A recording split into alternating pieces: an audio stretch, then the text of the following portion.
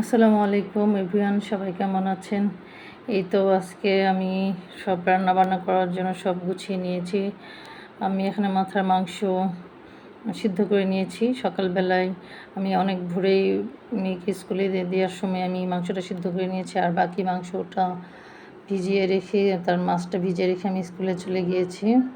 আজকে আমি রান্না করতে করতে আপনাদের সাথে কিছু কথা শেয়ার করব। এদিকে রান্না করব।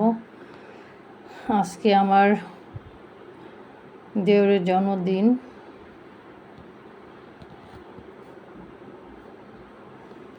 আমার দেওর আকাশের জন্মদিন। ওর জন্মদিনের উপলক্ষে রান্না করছি।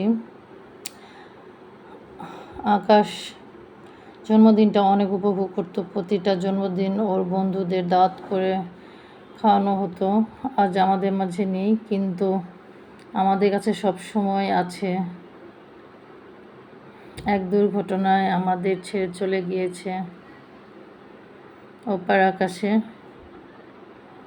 এখানে আমি আপনাদের সাথে কথা বলতে বলতে মাংসগুলো কষাচ্ছি। মশলা কষিয়ে নিয়ে মাংস দিয়েছি। আলুগুলো আগে থেকে সিদ্ধ করে নিয়ে আমি মিক্স করে নিয়েছি। আর আমি আমার পুচির জন্য মাংসের অবশিষ্ট অংশগুলো জমা করে রেখেছি। আমি ওকে পরে আসলে খাওয়াবো। এখানে আলুর চপের জন্য আমি একটু ডিম ভেজে নিচ্ছি। এই তো আমি যেখানে ছিলাম, যে আকাশের জন্মদিন উপলক্ষে রান্না করা, এখানে আমি আজকে গরুর মাংস রান্না করব, ইলিশ মাছ ভাজি আর আলু চপ। খুব ছোট পরিসরে, আমরা নিজেরা এটাই করেছি। তারপর হঠাৎ আমার ইচ্ছা হলো যে আমাদের বাসার 4টা দারোয়ান আছে, তাদেরকে খাওয়াই। এই তো সেই জন্য হঠাৎ করে প্রিপারেশন নেওয়া। আমার দাদা শ্বশুর আকাশের তার নামের সাথে মিল করে আকাশ নাম রেখেছিল। আমার দাদা শ্বশুরের নাম ছিল সুরজ। আর আজ ওরা দুইজনে ওপার আকাশে চলে গিয়েছে।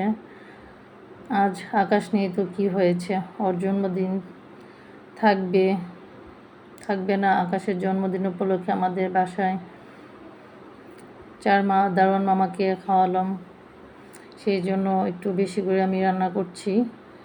এখানে আমি পোলাও চাল দিচ্ছি, আর একটু আমি গুঁড়ো দুধ আর একটু চিনি মিশিয়ে নিলাম যেন পোলাও ঝরঝরা হয়। এইদিকে আমার বাচ্চা পুষে এসেছে। আমি ডাক দেওয়ার সাথে সাথে ও চলে আসে। এই তো আমি খাবারগুলো রেখে দিয়েছিলাম। এখন মাংসের অবশিষ্ট অংশগুলো আমি ওকে দিয়ে দিচ্ছি।